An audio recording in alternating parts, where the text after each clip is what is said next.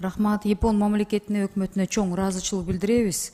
Айтсаңыз, канча жылдан бери иштеген программа дедиңиз? 2006 жылдан бери уланып келе жатат. 2016 же 6? 2006. 2006-дан бери канча жыл өттү? 17 жыл.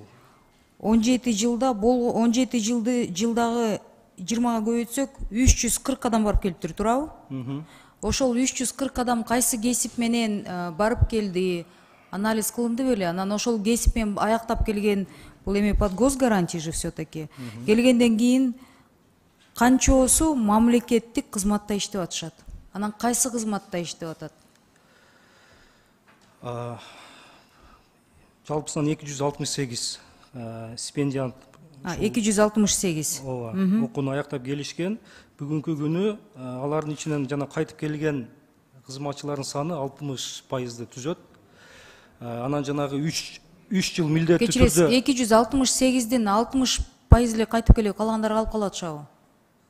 Түшүнбөдүм. Сиз кайтып келген 60 эле пайыз деп атасызбы? Мен түшүнбөй калдым да.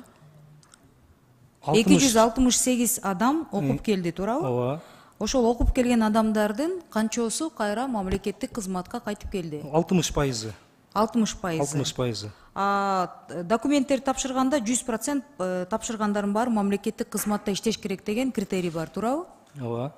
Эмнеге 268дин 60 эле проценти келип мамлекеттик кызматта кайра иштеп атат деп атасыз, туурабы? Ооба. Ошондо деген анализ болду беле? Кайсы, мына менин коллегаларым туура суроо берип атат да бияктан. Бизге керектүү кызматтагылар айыл чарба жаатында, кайсы жаатта деген кайсы жерде окуп атышат? Кайсы специальность боюнча? Канчоосу кайтып келди? Канчоосу кайсы жерде иштеп атат? Бул суроо кайсы жерден туулат? Бул суроо деген мен мага чейин берген суроолордун мындай естественный, мындай закономерный суроо чыгат да. Конкурс өтүп атканда тааныш билиш менен кетип атышабы? Жок, конкурс кандай өтүп атат? Же чын эле тандалса, ошол адистер келип туруп мамлекеттик кызматка кайра иштейм десе, орун таба албай жатышабы? Мыкты адистерди актан тарбиялайт 2 жыл. Анын системасы жакшы, Япония системасы жакшы. Сиздин жеке пикириңиз кандай?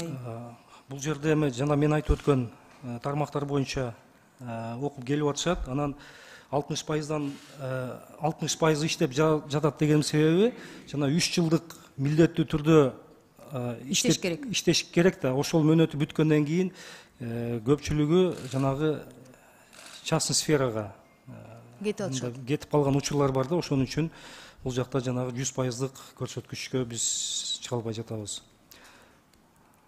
Ошондо деген канча каражат кетти 2006 жылдан бери Япония элинин? 2006 жылдан бери жалпысынан 4 миллиард 227 иен миллион. Ошондо бул канча доллар болот? Бул 30 миллион доллар болот. 30 миллион доллар, Ооба. Ошондо бул 17 жылдан бери 30 миллион долларды, 30 миллион доллар бизге Япония берген каражатты, булар деген мамлекеттик кызматта иштеген адамдардын деңгээлин көтөрүп алышсын, ошо мамлекеттик госслужбада иштеген кадр маселеси жогоруласын деген каражаттын 60% кайра келип кайтып келет экен. Ошондо 60% эле. Бирок деген жогорку кызматтарда иштеген канча Япониянын бүтүп келген адистердин канчоосу жогорку кызматтарда иштейт бүгүнкү күндө? Сизде маалымат бар? Ушул 2006-тан бери именно ушул системаны окуп келгендер. Жогорку кызматта иштегендердин саны бар. Ким? Алардын ичинен мисалы Бир министрдин орун басары бар, мен билем. Татиков Руслан Сатылганович. Японияда Коллегаңыздар Нуржигит Кадырбекович. Жогорку кеңеште. Жогорку кеңеш депутаты. Өкмөттө аткаруучу бийликте? Мурунку юстиция министри Уран Ахметов.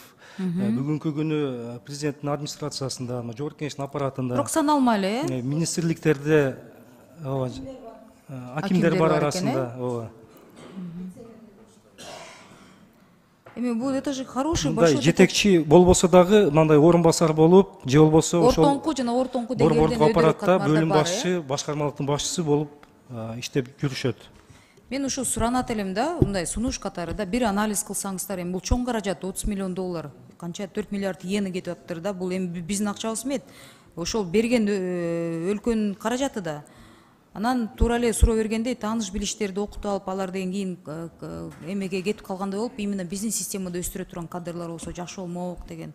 Кайсы, в каком направлении мы их обучаем? Ошондон келип мындай бир результат барбы, буну отчет ала турган кишилер барбы, бул вообще текшерилеби?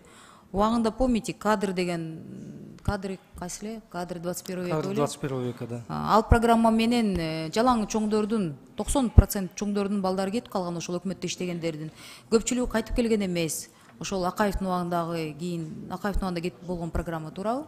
Көпчүлүгү ошол тааныш билиш аркылуу карапайым элге даже жеткен эмес ал программа. Уехали, возможности построили, многие же и не вернулись. Тогда простые смертные, у них и шансов не было. Ошондой болбосун да, буга шанс баарына бир түзүп, анан кайтып келгенде мамлекеттик кызматта Анализ жасап сизге жазуу жүзүндө берели. И акыркы суроо, да, патронажные должности не имеют права подавать на конкурс, да? Патронатные. Да. Почему? Это же не постоянная должность. Нестабильно, да, несмотря на резюме, да? Да. Жетекчи кетип калат, өзү менен кошо консультант. То есть премьер-министр, министрлердин, жанакы советниктери, консультанттары, помощниктери, жогорку кеңештин депутаттарын тегерегинде жүргөн помощник консультанттар тапшырса болбойт. Туурабы? Тактап алуучу мындай суроо, да? Несмотря на то, что у них есть, допустим, такой большой стаж государственной службы, они не имеют права подавать, да? На участие, да, в конкурсе? Да, в конкурсе. Имеет право? Не Они имеет могут права. подавать? Не имеет права. У вас здесь написано не имеет права, поэтому я спросила. Здесь башында не имеет деп анан кайра имеет деп жооп берип атасызбы? Даярдам келбейсизби? Суроолор барбы? Ошол вопрос мотивации вот таких вещей. Вы вот это уточните, пожалуйста, почему так? Если госслужбада бир жыл иштеп туруп анан ушул маселе, ушул эме программа менен кетип калгандар барбы?